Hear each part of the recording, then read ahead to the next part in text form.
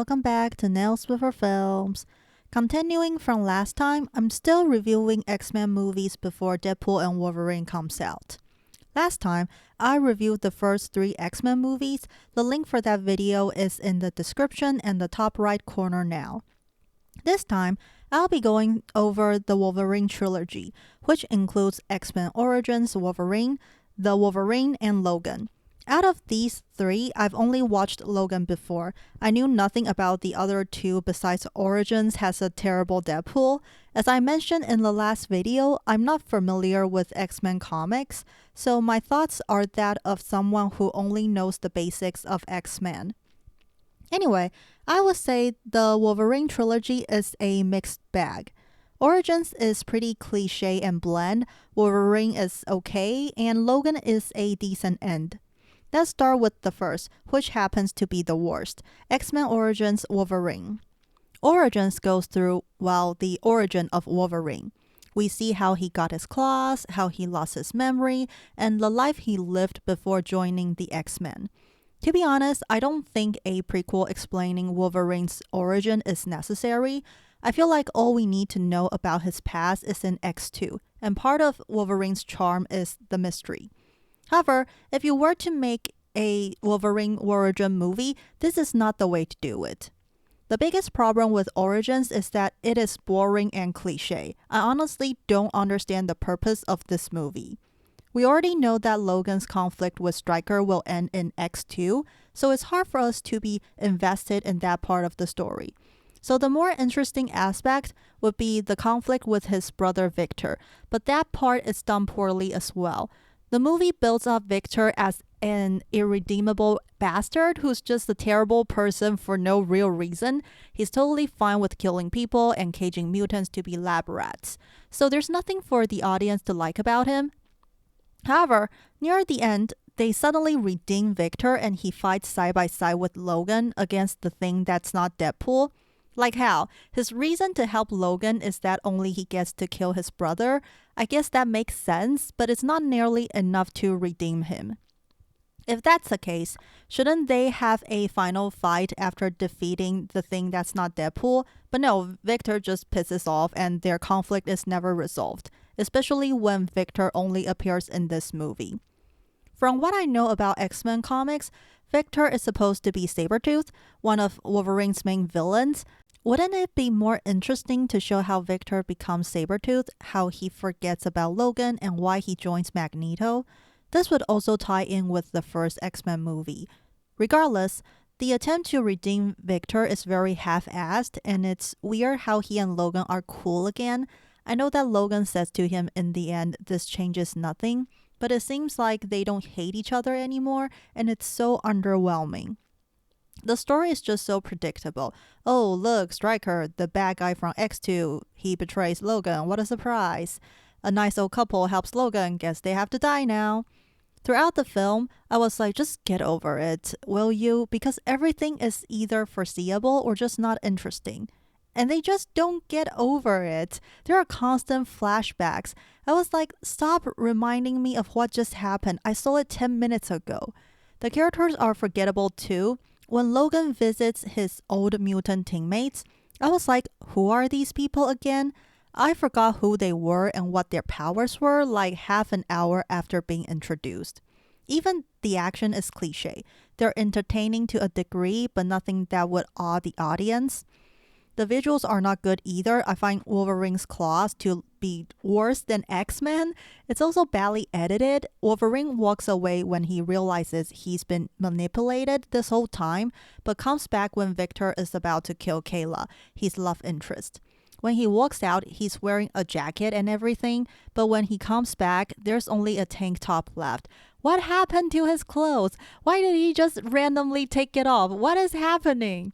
The only thing I think the movie does kind of okay is the humor. I laughed at the I'm Canadian joke more than I should, but that's about it. Now, I can't talk about origins without talking about the thing that's not Deadpool.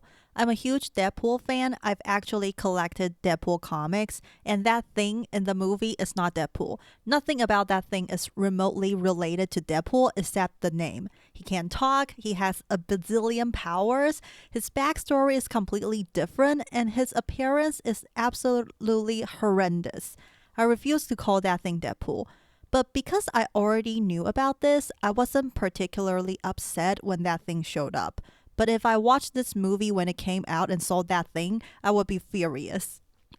Anyway, if I were to ignore that thing being Deadpool, I would say he's fine as a final boss. The design is still terrible and underwhelming, but the idea of a weapon with multiple mutant powers could be interesting.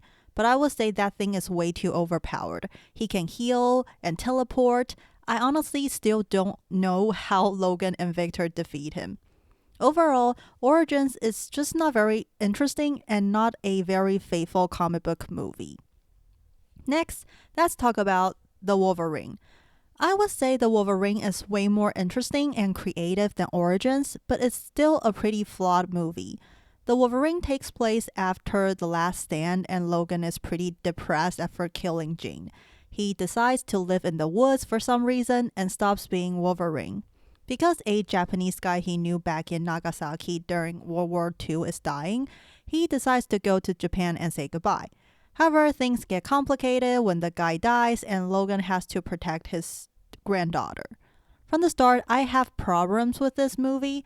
Why does Logan leave the X-Men? At the end of The Last Stand, he seems relatively fine with how things are despite Jean's death. Shouldn't he stay at the school and help out Storm now that Professor X is dead? The movie doesn't really explain this except that he feels guilty for killing Jean, which I feel is somewhat insufficient, especially when he seemed okay the last time we saw him. Another thing that bothers me is that one of Logan's main struggle in the Wolverine is that he loses his healing ability. This is not a bad idea. It makes Logan more human and vulnerable, but the problem is that it's a bit inconsistent. For example, shouldn't Logan's hands be bleeding all the time when he extends his claws? Also, why do his claws turn back to bones during the mid-credit scene? Did Yashida suck the adamantium out of him as well? But then why can Magneto control him? Anyway, besides these plot holes, the third act of the movie is very weak and predictable too. It's so foreseeable that Yashida is actually alive this whole time, and I don't understand why he leaves everything to Mariko. What good would that do? Does he think she's just going to give it back to him once he regenerates? I really don't understand that part of the plan and why he needs Mariko alive. I also think Harada's sudden change of heart is weird. He knows about the Silver Samurai all along, so why does he suddenly rebel? Another problem I have is the weird obsession with mechas when a movie setting is Japan. Don't get me wrong, I love mechas. They're really cool, but I don't think we need them in this movie.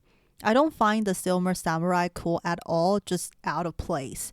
I feel like the story would make more sense if Yashida's plan was to take over Mariko's body, and he needs Logan's power to make that happen. This would tie into what Shingen said earlier about Yashida seeing more of himself in Mariko than him. Maybe Mariko is more genetically compatible with Yashida, so that's why he chooses to leave everything to her. That way, when he takes over her body, he can assume control of his company again. And Harada betrays him because his love for Mariko outweighs his loyalty or whatever.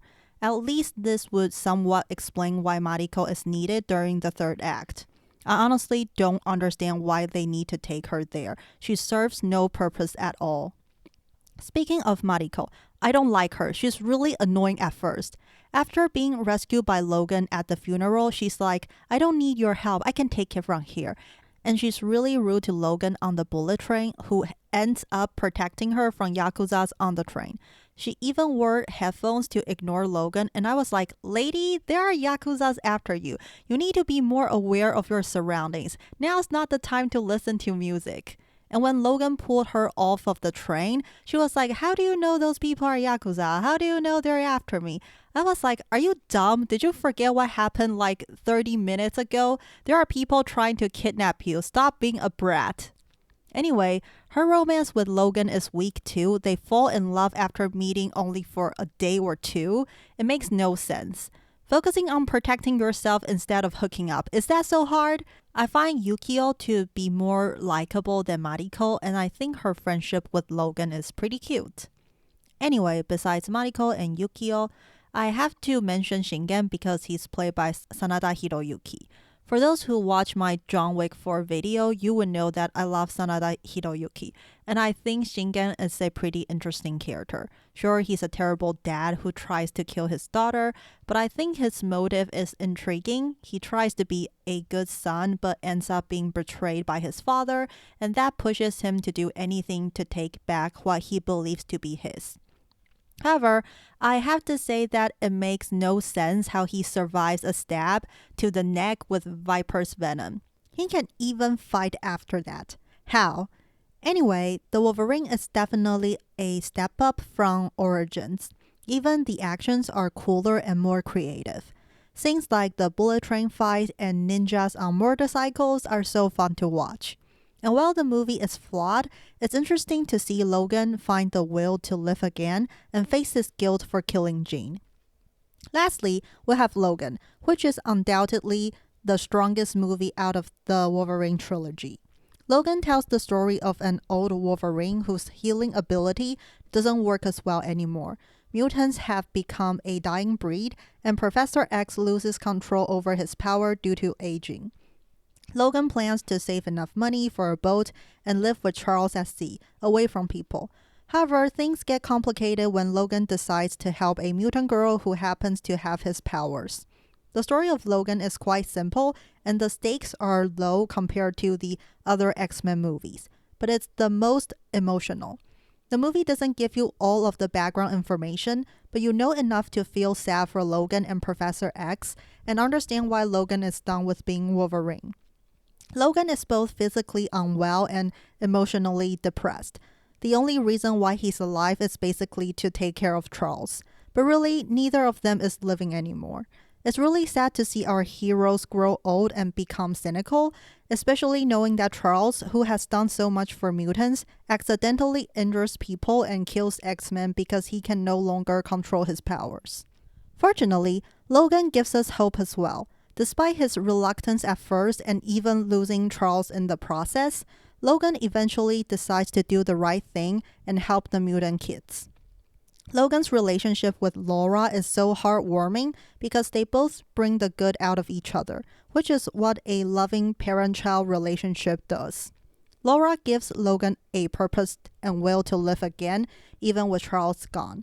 And despite his many flaws, Logan is a role model for Laura, showing her the possibility of a better life and the decision to fight for the greater good. I actually cried when Logan was dying and Laura was like, "Daddy, no." It's just so bittersweet. On one hand, we are sad that Logan, a hero we've come to love, has to sacrifice himself. On the other, we are happy that he finds his purpose in the end and dies in serenity, knowing that he has made a difference. Hugh Jackman and Patrick Stewart are both amazing, which is given at this point, but I'm really impressed by the child actor. This movie wouldn't have been as good if her performance was just okay or bad. She really helps elevate the film and make it emotional. She embraces Laura's rage and her childishness at the same time, but she's capable of conveying emotions besides anger as well, which gives depth to Laura's character. Besides the main characters, I also like Caliban a lot. I think his relationship with Logan is pretty interesting. They're kind of like a couple or siblings fighting because of the pressure of taking care of a parent. It seems that he's genuinely trying to help both Logan and Charles, and it's not cool that Logan orders him around. But it shows that Caliban is really a good guy. I feel so bad for him when he's tortured into helping the bad guys track Logan, Charles, and Laura, and it's pretty sad when he sacrifices himself. I would say the bad guys are pretty generic in this film. They're just an evil company that experiments on children to make super soldiers with powers. but they get the job done. And although he's pretty generic, I think Donald Pierce is a charismatic villain. The only thing I don't like that much in Logan is how the main characters get a nice family killed. You guys are on the run. You shouldn't stay at other people's places. You could get them killed. I know that part is a nice moment. Logan and Charles get to live like normal, happy people with a family before they die. But come on, you guys are heroes. You should know better than to put innocent people in danger. Charles has a point that they need a place to rest, but find someplace else where you guys won't get people killed. Anyway, besides that small complaint, Logan is a great movie. It's also the bloodiest X-Men movie if we don't count Deadpool. I'm a fan of gory films, so I definitely appreciate how bloody this movie is. The action is great because of the nature of Logan and Laura's power and the fact that most of their enemies are not mutants. The fights are mostly hand-to-hand combat and they're well choreographed. The car chasing is cool too. It's creative and fun to see Logan drive a limo with fences hanging to the front as he tries to outrun the bad guys. Overall, Logan shows that superhero movies don't have to be action flicks. They can be extremely emotional too. It helps that Logan is not really tied to the other films, so they have the freedom to tell an old man Logan story without having to consider where it fits in the timelines. Logan is a great end to Wolverine's story, and I was completely fine with it being Hugh Jackman's last outing as Wolverine. That being said, I'm still happy he decided to come back and do a Deadpool movie with Ryan Reynolds, and this time it would be actual Deadpool, not that thing in Origins. Hope you guys like my review and nails. I did the thing that's not Deadpool because I find it funny. I also did Wolverine from The Wolverine and Old Man Logan. Not Deadpool doesn't look accurate, but who cares? He's an abomination. I think I did a decent job with the two Wolverines, and all three of them look different. Let me know what you think in the comments. The next video will probably be about the two prequel movies, X-Men First Class and Days of Future Past. As always, like, subscribe, hit that notification bell, comment, share, do what you want, keep nailing it, and be more of a Canadian like Wolverine, Bob.